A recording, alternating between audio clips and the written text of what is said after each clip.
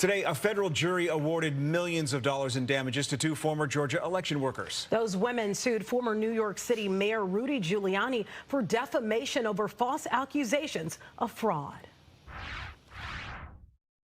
Rudy Giuliani on the hook for more than $148 million. That's the amount the former Trump attorney has been ordered to pay to Georgia election workers he falsely accused of committing election fraud in 2020.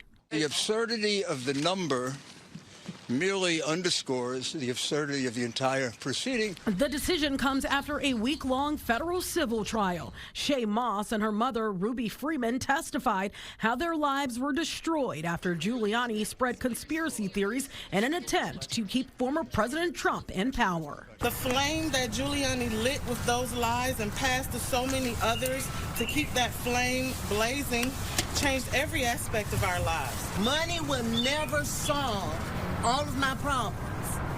I can never move back into the house that I called home. It's unclear if Giuliani will be able to pay up. He had already been struggling financially, faced with mounting legal fees. It's really an effort to send a signal to the other parties involved, to other defendants, other people involved in the Trump re-election campaign, that what they were saying was utterly false. He's got another major challenge ahead of him in Georgia, where he, the former president, and other Trump allies are accused of orchestrating a scheme to overturn the results of the 2020 election. Anything he were to have said in this trial in Washington that he just lost could have been used against him in Georgia to throw him in jail.